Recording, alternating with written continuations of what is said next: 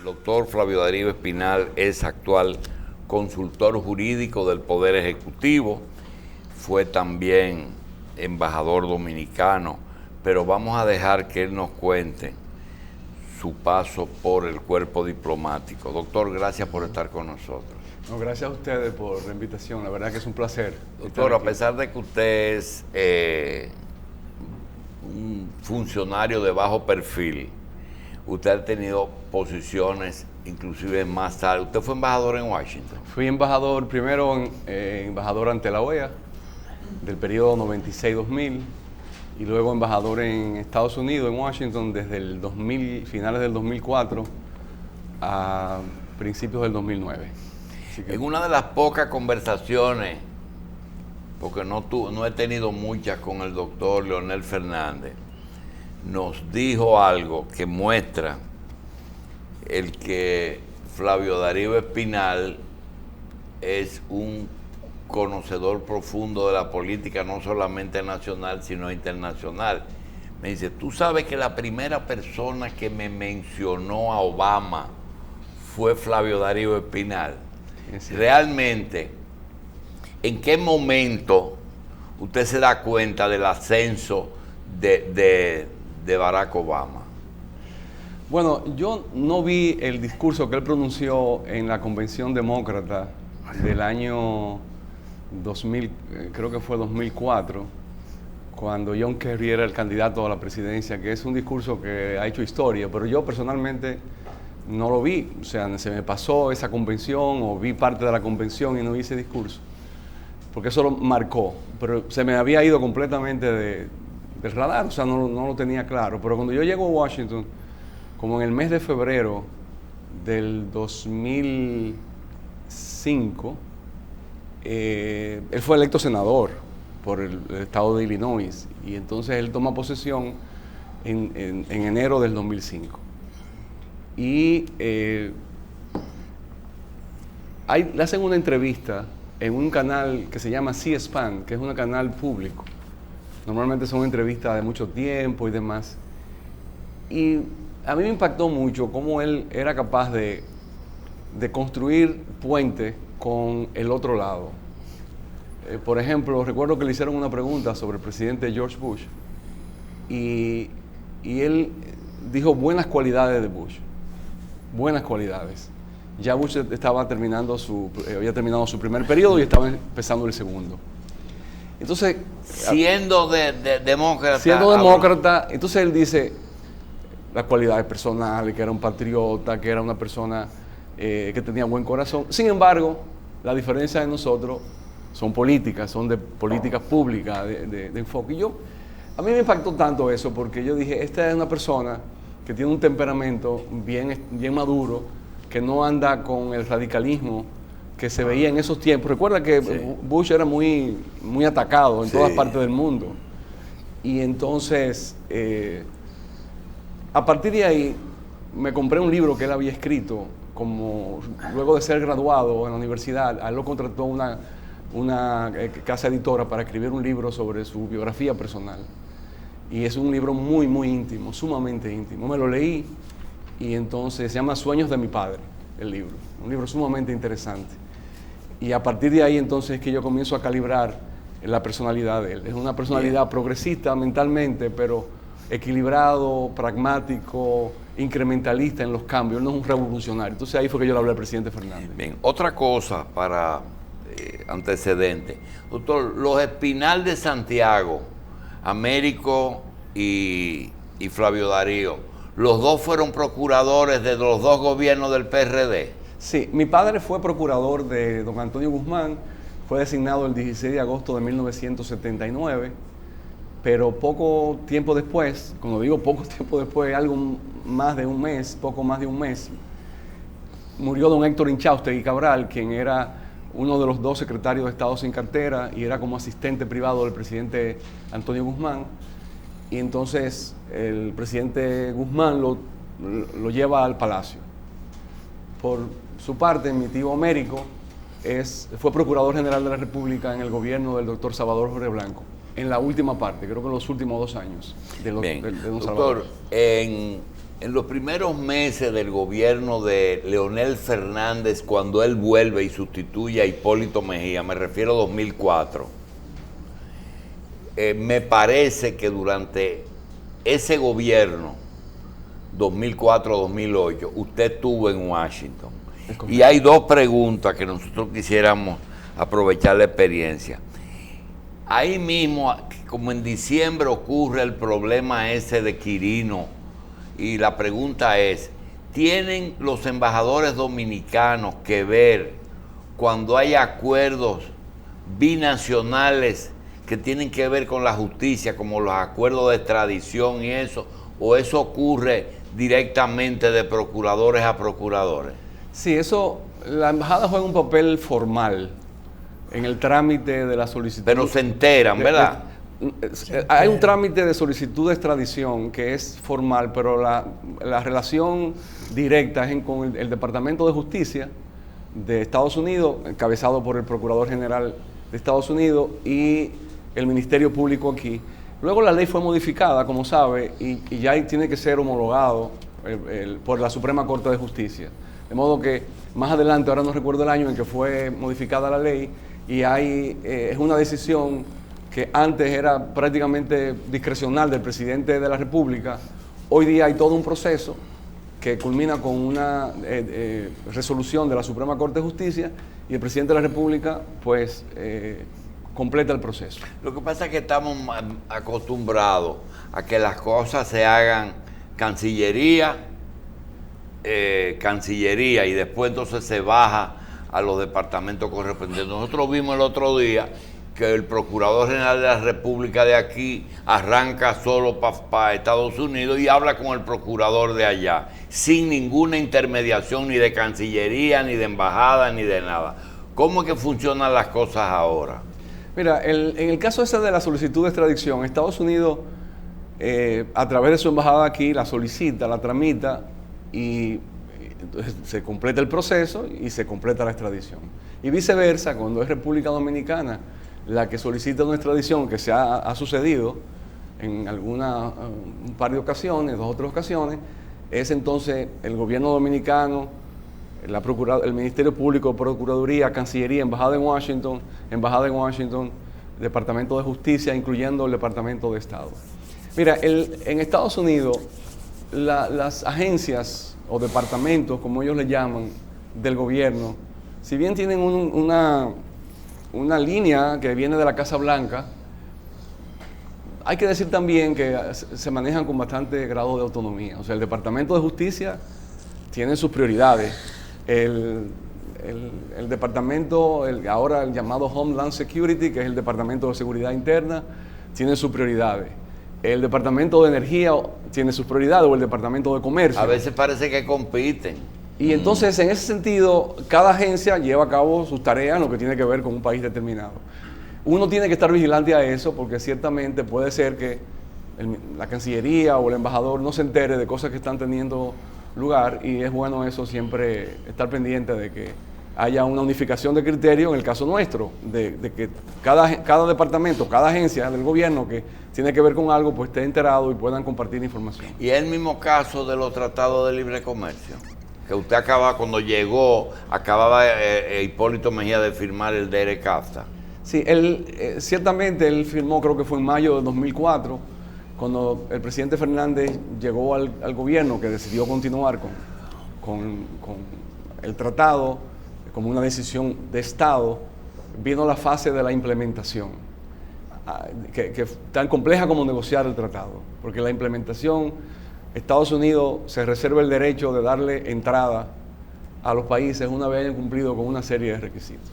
Y eso implicó cambios en la legislación, en las regulaciones, en múltiples materias: aduanas, propiedad intelectual, compras y contrataciones, medio ambiente, etcétera. Entonces, hubo todo un proceso de coordinación en el que la embajada y yo en lo particular, pues tuvimos un papel activo en ese proceso, pero el foco aquí era la entonces Secretaría de Estado de Industria y Comercio, cuyo secretario, hoy ministro, era Francisco Javier García, quien es el que llevó a cabo todo el proceso de interacción con el sector privado, buscando consenso, negociación, etcétera. Y al final, algo muy peculiar, todas las fuerzas en República Dominicana tuvieron de acuerdo con el tratado, algo que no ocurrió en muchos países de Centroamérica.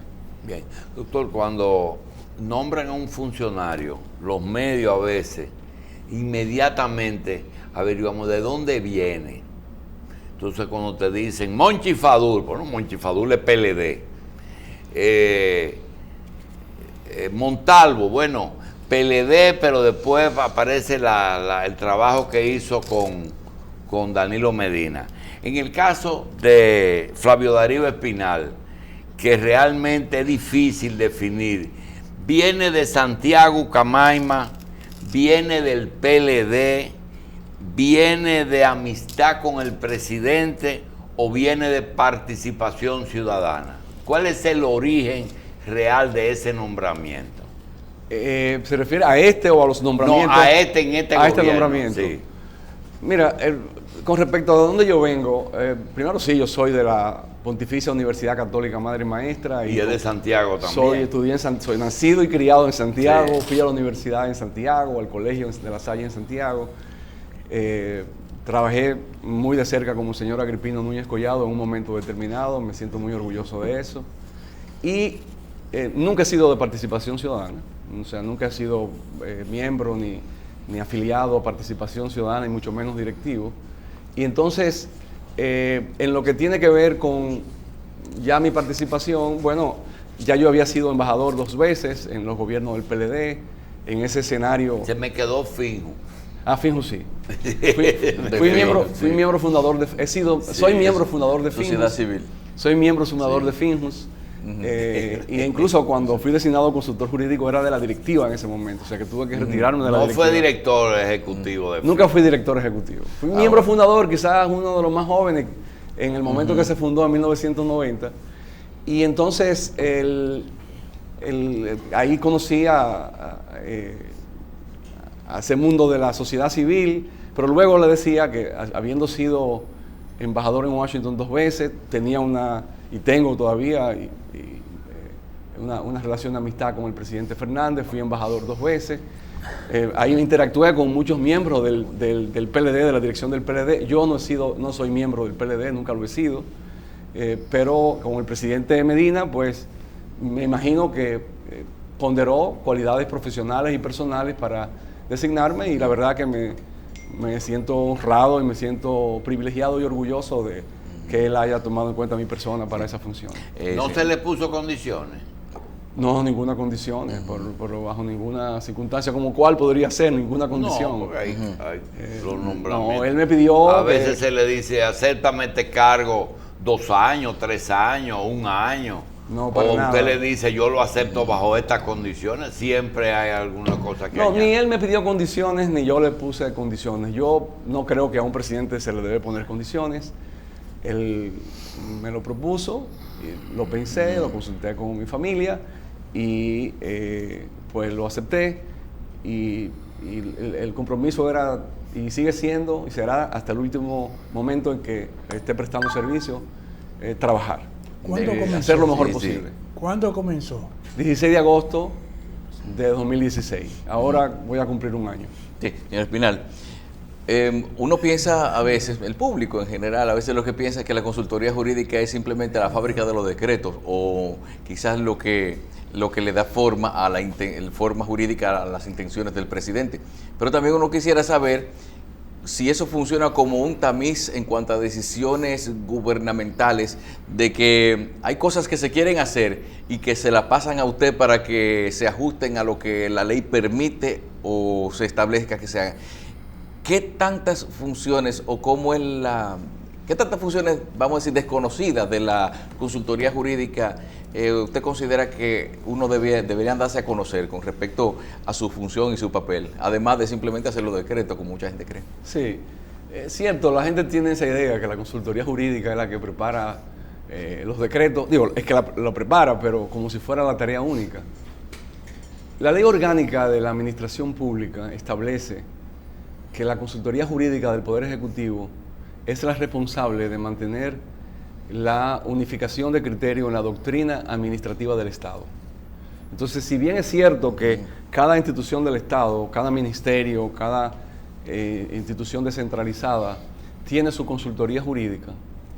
La consultoría jurídica del Poder Ejecutivo tiene la función de unificar los criterios respecto de la doctrina administrativa del Estado. Eso quiere decir, por ejemplo, si hay una diferencia de criterio entre dos ministerios sobre la interpretación del alcance de una disposición que pudiera tener, una dice, mira, me corresponde a mí, el otro dice, me corresponde a mí esa función, por ejemplo, le corresponde a la consultoría jurídica fijar criterios jurídicos, doctrinarios, de cómo debe ser interpretado esa norma.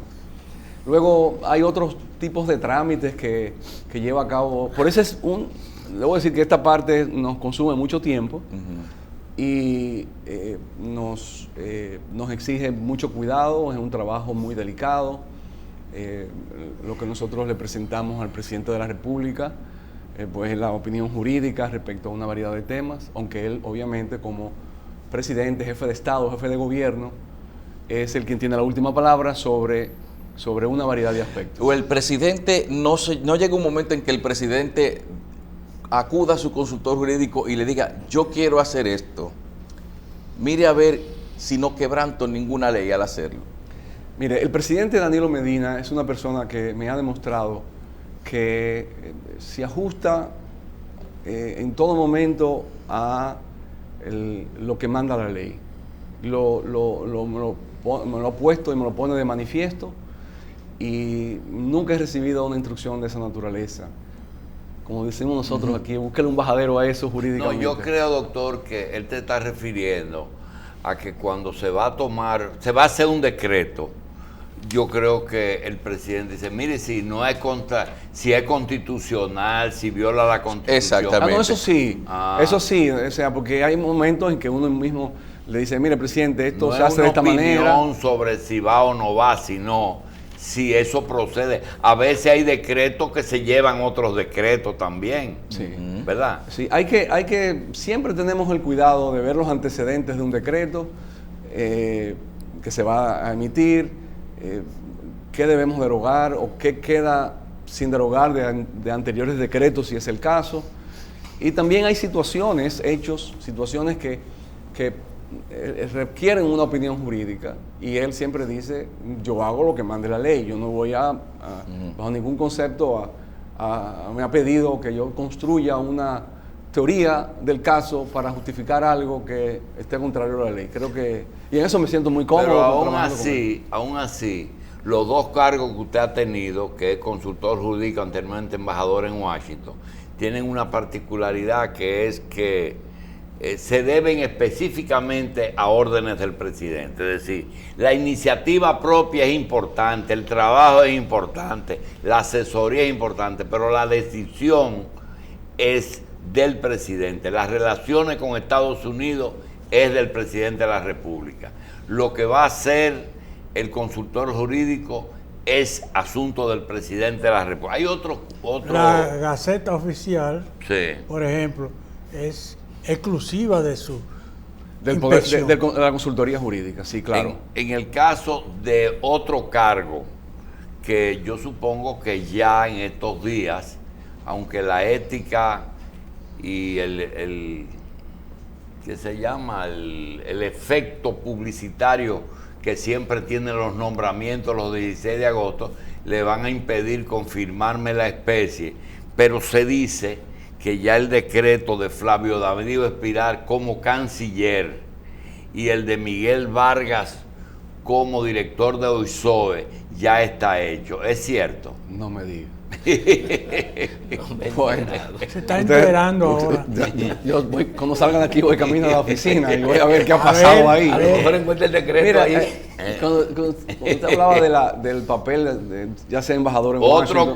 Otro cargo que el presidente es el que decide, porque las relaciones internacionales es el presidente, ¿verdad? Eso es así, el presidente es el jefe del Estado y el que dicta y traza la política exterior, y lo mismo con la consultoría jurídica. Lo pusiste muy bien, o sea, las dos funciones que yo he desempeñado, embajador y consultor jurídico, es una dependencia directa de las disposiciones del presidente. En este caso de consultor jurídico es más dinámica porque mi labor es presentarle las consideraciones legales, jurídicas, a decisiones que él vaya a tomar. Y en lo que tiene que ver con la emisión de decretos, yo hago el mayor esfuerzo, y hasta ahora creo que lo hemos logrado, de darle a eso la solemnidad que lo requiere, la discreción que implica, la discrecionalidad que implica cuando el presidente me dice, me da instrucciones para que dicte un decreto, le prepare un decreto a dictar. En lo que tiene que ver con nombramientos, lo tratamos con el mayor cuidado, con el mayor respeto a la formalidad y a la confidencialidad, de modo que en ese terreno yo no entro. Doctor, quiero hacerle dos preguntas muy puntuales. Primero, saber si la consultoría jurídica tuvo algún nivel de participación en la redacción, confección del acuerdo Odebrecht-Procuraduría, por un lado. Segundo, cuando el Poder Ejecutivo hace las observaciones al Código Penal, en el que establece las 3 causales que todo el mundo conoce, consulta previamente al a la consultoría jurídica para saber si esa disposición entra en conflicto o no con la Constitución. En cuanto a lo primero, la respuesta es no. Ese acuerdo Ministerio Público de Odebrecht es una atribución del Ministerio Público establecido por el Código Procesal Penal. En cuanto a lo otro, que es una observación del presidente de la República a una ley aprobada por el Congreso y que le llega a su despacho para fines de ya sea promulgación u observación, por supuesto que sí. Ya sí, esa es una labor en la que interviene la consultoría jurídica y ahí le prestamos el servicio al presidente de la República para plasmar jurídicamente su enfoque, su visión sobre esa temática. Perdón, hay algo que se planteó una vez, que era como que República Dominicana es un país sobrelegislado, es decir, como que quizás hay demasiadas leyes, quizás muchas que no se cumplen, otras que simplemente se superponen a otras. Entonces, es una dificultad para la consultoría jurídica a veces tener que tratar con tanta documentación previa y con tantas leyes, quizás de muchos años atrás, que podrían estar vigentes para cierta normativa. Mira, sobre el comentario de la cantidad de leyes, normas, regulaciones, etcétera, esa es una, vamos a decirle, esa es una queja que pasa en muchas partes. Porque no hay duda de que desde la década de los 80 ha habido una labor, han proliferado normas, leyes, regulaciones en múltiples ámbitos que antes no estaban reguladas por el Estado, pero con la expansión de ámbitos de la economía que están reguladas por el Estado, piense usted en la complejidad del sector financiero cada vez más, energía, telecomunicaciones, seguros, bolsa de valores, etcétera. Todo eso requiere legislaciones. Y lo que hay que hacer es, bueno, pues estar enfocado en cada uno de esos ámbitos que se aplique la ley. En cuanto a si eso no nos genera problemas para uno mantener, digamos, el control o seguimiento a todas esas normas, le debo decir que la consultoría jurídica encontré bastante avanzado todo el sistema digamos, de sistematización de la legislación, de los decretos, en un programa en línea. Ya hoy día cualquier ciudadano puede ir a buscar una ley por diferentes claves que pueda poner o un decreto por diferentes claves y se sigue trabajando en eso. De modo que nosotros fácilmente, en cuestión de minutos, podemos tener acceso a una legislación que se nos pida, una consulta o un decreto que se dictó en un momento determinado o un reglamento que se adoptó en cualquier otro momento. Queríamos preguntarle, doctor, el consultor jurídico es de esos funcionarios que por razones legales a un presidente que no es abogado tiene que verlo muy a menudo, y sobre todo un presidente que no le gusta meter la pata. Pregunta, ¿es cómodo trabajar con Danilo Medina? ¿Se siente cómodo el funcionario? Sumamente cómodo, por varias razones. Primero, él no es abogado, pero fue legislador, incluso presidente de la Cámara de Diputados. O sea que él tiene eso que tienen los legisladores, que han bregado con leyes, que han bregado en el proceso de hacer las leyes, y tiene esa... Y 20 años de funcionario, ¿verdad? tiene esa intuición y esa agudeza para detectar cosas y observarlas. O sea, eso por ese lado. Por otro lado, tiene esa experiencia en la administración pública que le da ese otro ángulo, ese otro lado de la moneda en lo que tiene que ver con el funcionamiento del Estado, que también le permite detectar cosas, observar cosas. Y por otro lado, él es una persona que plantea sus asuntos, sus puntos de vista con el mayor respeto a mi persona, a mi función de consultor jurídico, de modo que es sumamente cómodo trabajar con él. Siento que él en cada momento quiere hacer lo correcto, lo que es legal, lo que conviene al país, de modo que es sumamente cómodo para mí trabajar ahí. Bien.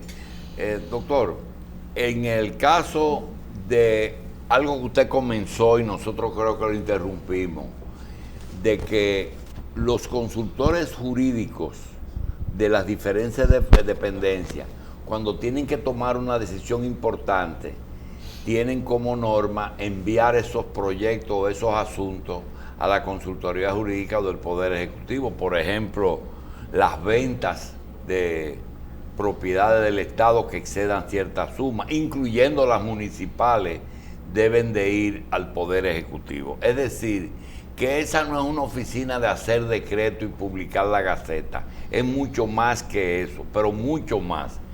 Y la pregunta específica es, cuando lo político y lo legal, lo estrictamente legal, tienen conflicto, es decir, hay cosas que usted como abogado dice, no, eso lo dice, el primer juez es el consultor jurídico antes de que una cosa vaya al tribunal. Y después viene entonces la opinión pública. Hay cosas que la opinión pública es apabullante, como el caso de los 3 brazos, por ejemplo, que usted fue miembro de una comisión. Cuando usted coge los 3 brazos y dice, bueno, pero podía Corde vender,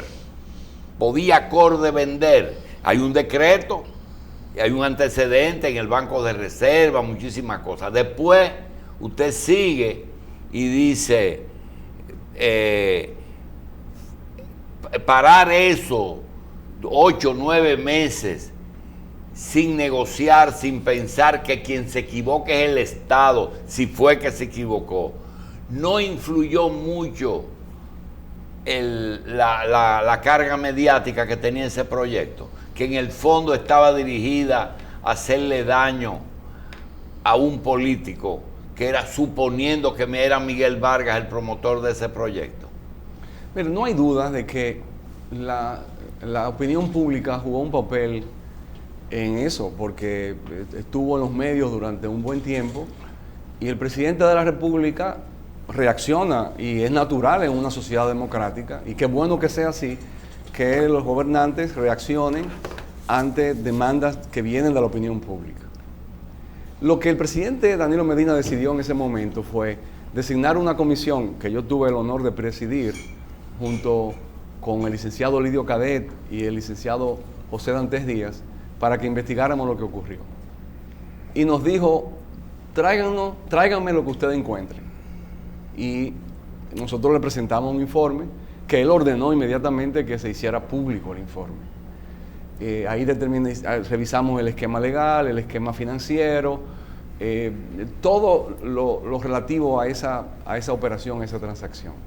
Y él respaldó 100% la comisión, lo cual fue para mí una muestra temprana, porque eso sucedió estando yo ahí, tenía 2 o 3 meses de haber llegado a la consultoría jurídica. Es una primera muestra temprana de cómo él ha querido hacer lo correcto, ha querido encarrilar las cosas por el campo de la legalidad. De modo que en último término, si bien el papel de la opinión pública fue importante y en una sociedad democrática hay que esperar que sea así, en último término estuvo la convicción del presidente de la República de decir, vamos a enderezar esto de la manera que debe hacerse, y en eso estamos, dicho sea de paso, en eso Sí, estamos doctor, todavía. pero mire, puede ser que en medio de un gran ruido, un presidente diga, mire, yo no quiero más ruido. A los maestros les subieron, a los médicos le subieron. En la universidad se llegó a un acuerdo. Los tres brazos, no, yo no quiero más problemas. Quítenme todo ese ruido. ¿Es posible que una cosa tan sencilla se haya decidido así? ¿O eso fue bien pensado? Porque usted sabe que la política es lo más importante. No es la razón ni es la ley. No quiero más ruido que Catalina. Con ese me es suficiente. Bueno, Catalina no había llegado en el momento en que se dio la de los tres brazos. Yo diría dos comentarios.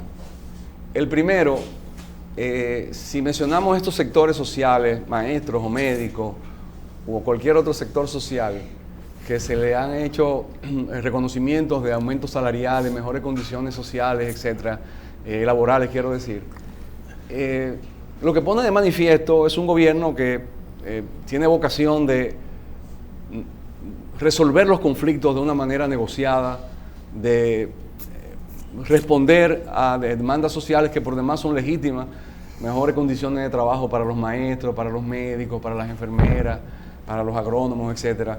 Es algo que todo el mundo está de acuerdo y según las posibilidades presupuestarias pues se van atendiendo. Y el gobierno ha hecho mucho en ese sentido, incluyendo aumento a los policías, a los militares, etcétera. De modo que veamos el lado positivo y no simplemente como una reacción a situaciones que pequeños fuegos que se quieren apagar rápidamente. Eso por un lado. Por el otro lado, el otro comentario sería en cuanto al caso de los tres brazos o mismo el caso de Punta Catalina. Yo lo que he podido apreciar y estoy convencido de eso es que el presidente de la República en esos casos quiso que la opinión pública supiera la verdad de las cosas. Y en una designó una comisión integrada por funcionarios del gobierno, que fue la de los tres brazos, y en otra designó personas que no eran funcionarios del gobierno. Y le dio un mandato de que le informaran al país, ni siquiera a él personalmente, al país. Yo creo que ahí intervino la convicción de que era necesario dar respuesta a situaciones que legítimamente se plantearon en la sociedad dominicana, en la opinión pública, y la respuesta que él procuraba no era paño con pasta, como se dice, sino ir al fondo del asunto, que personas con las competencias necesarias pudieran adentrarse en esos temas y sacaran informes que Doctor, pusieran... y el asunto de los tres brazos dicta mucho de los pasos que marcó la capitalización de la empresa pública. Bueno, veamos lo siguiente. Se llevó a cabo un proceso de capitalización de las empresas públicas y hubo empresas que no fueron capitalizadas porque no tenían esa vocación, no hubo interés en ellas, etcétera.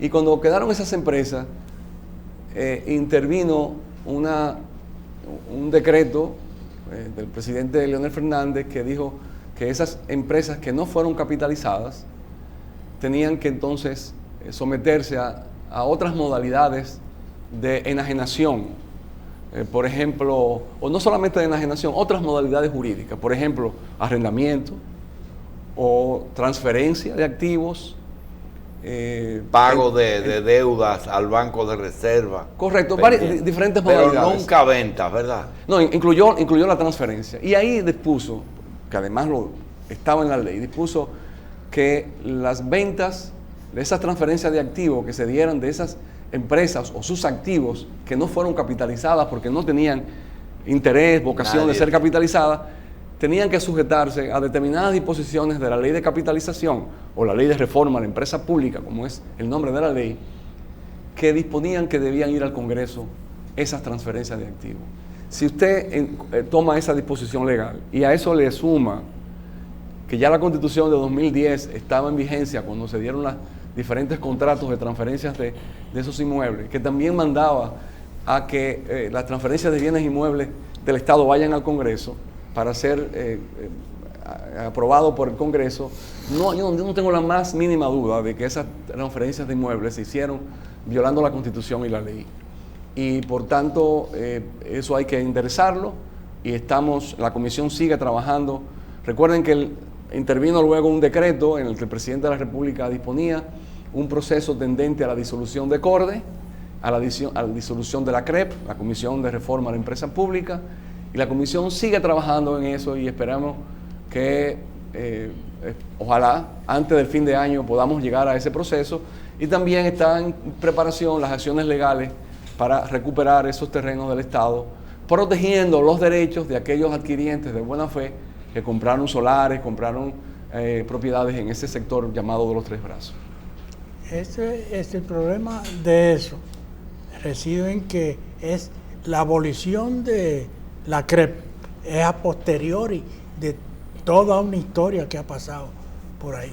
Bueno, en lo que tiene que ver con la Comisión de Reforma de la Empresa Pública, prácticamente ella concluyó sus labores, porque ya las empresas que iban a ser capitalizadas, iban a ser reformadas bajo ese esquema, ya se concluyó ese proceso. Y en lo que tiene que ver con CORDE, estamos en un proceso digamos, dar respuesta a una variedad de temas que tienen que ver con el tema laboral, el aspecto laboral, la revisión de los contratos mineros, la revisión de demandas que tiene terceros frente a CORDE, demandas por razones laborales o por razones de otro tipo, cuestiones que están pendientes, de empresas que quedaron bajo CORDE, pequeñas empresas que ya no funcionan pero tienen activos.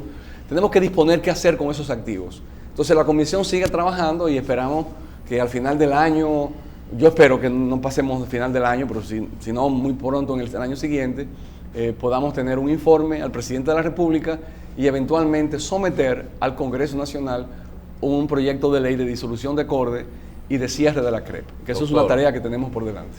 Doctor, quizás la pregunta que le voy a hacer, si fuera el ciudadano, el doctor Flavio Darío Espinal, fuera más cómodo, entiendo la respuesta, y es saber cuál es la visión que tiene la consultoría jurídica del sector justicia. Estamos hablando Poder Judicial y el Ministerio Público.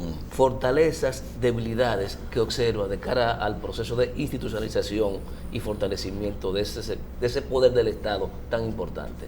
Mira, recurramos a la vieja expresión de ver el vaso medio lleno, medio vacío. Vamos a verlo medio lleno. Nada es perfecto, todo es perfectible. Yo no voy a decir que las cosas son maravillas, pero tampoco me voy a situar en el extremo contrario de quienes piensan que esto es una desolación y que todo anda mal y que el Ministerio Público no sirve, que la justicia no sirve.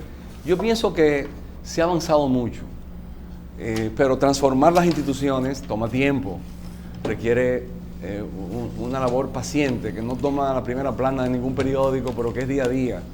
Mejoramiento institucional, capacitación del personal, fortalecimiento de los procedimientos, fortalecimiento de la carrera tanto del Ministerio Público como de la carrera del Poder Judicial. Ahora no sé lo que ustedes piensan aquí en este panel de ustedes, pero se acaba de llevar a cabo el proceso de selección de jueces de la Suprema Corte de Justicia y el Tribunal Superior Electoral.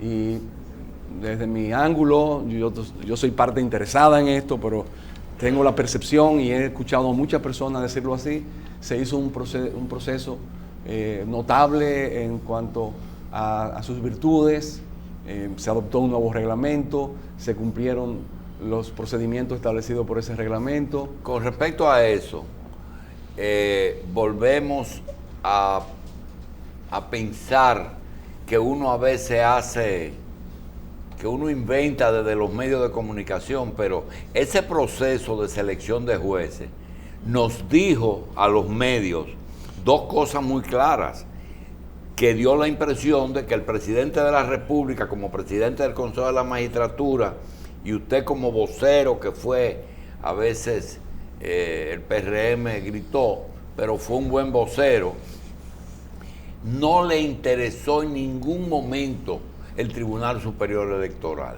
lo que nos envió el mensaje de que el presidente no está mucho en reelección, porque no le interesa ese organismo. Sin embargo, como hay procesos y hay personas que están pidiendo su cabeza, sí tuvo que ver con los 3 o 4 jueces de la Suprema Corte de Justicia. ¿Podría ser así?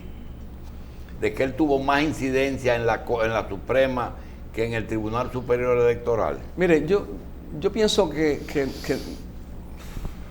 que no. O sea, que él vio como presidente del Consejo de la Magistratura y responsable de conducir el proceso de selección, primero el proceso de postulación, entrevista pública y luego el proceso de deliberación al interior del Consejo.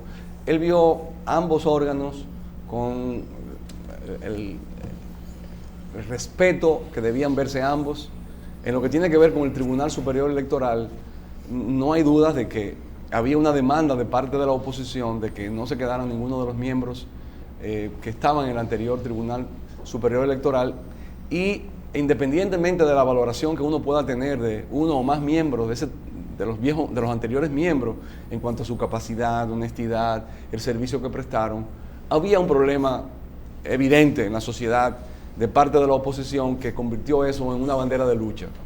Y los resultados muestran que el presidente y el Consejo mismo, en sentido general, pues entendió que era necesario pasar esa página y ver hacia adelante, y en función de eso seleccionó un Tribunal Superior Electoral con la característica que tiene, que incluso recibió el respaldo de sectores de la oposición como Vinicio Castillo, Guido Gómez, Mazara, como Kiki Antún y otros que expresaron en las redes sociales su satisfacción con esa decisión. Y lo mismo puede decirse de la Suprema Corte de Justicia. Se eligieron personas que reúnen las características. Los jueces de carrera que se eligieron son 3 personas que tienen unas credenciales y un respeto y una valoración al interior del Poder Judicial, de modo que yo entiendo que él le dio importancia a ambos y que quiso sacar lo mejor de ese proceso, y eso lo que muestra es que él está comprometido con la institucionalidad, con el fortalecimiento de esos órganos desde el ángulo que a él le corresponde, que es como presidente del Consejo Nacional de la Magistratura. Usted tuvo el privilegio, aunque no ha sido funcionario en 10 lugares, sí ha estado en 2 sitios que son vitales. Uno es el Palacio de Gobierno de la República Dominicana, tan cerca como está un consultor jurídico. El otro es embajador en Washington. Eso le produce en las 2 direcciones un conocimiento de cómo es eso por dentro. Y hay mucha gente que piensa como que Washington y el Palacio son como 2 altares donde se rinde culto a las divinidades, y no es así. Son cosas que ocurren con seres humanos que están en los 2 sitios. Y hay un tema que quizá usted podía opinar, y es el tema migratorio. Realmente los gobiernos del PLD, y hablo del presidente Fernández y del presidente Medina, se creen que las agencias en Estados Unidos piensan iguales, y que dejando el gobierno entrar, hacérselo de la vista gorda con los haitianos, le va a quitar el interés que tiene Estados Unidos de salir de este gobierno y de ese partido? Mira, vamos por partes, porque este es un tema que tiene diferentes ángulos y aristas. Primero, bajo la administración del presidente Danilo Medina, en su primer gobierno, se implementó el Plan Nacional de Regularización de Migrantes en condición irregular. La ley de migración contemplaba llevar a cabo un proceso de regularización migratoria. Duró desde el 2004 hasta 2013, no se implementó. El reglamento duró un tiempo, el reglamento de la ley duró un buen tiempo para que se adoptara, y eventualmente el Tribunal Constitucional, en la sentencia 168-13, dispuso que se llevara a cabo el plan de regularización migratoria.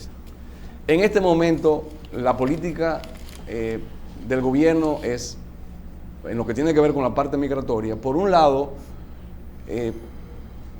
completar de la manera más exitosa posible el Plan Nacional de Regularización, y por otro lado, fortalecer la capacidad del Estado para controlar la frontera, para reducir la migración. De modo que no es para complacer a nadie fuera del país, a ninguna agencia, ni al gobierno de Estados Unidos, que el gobierno está llevando su política migratoria.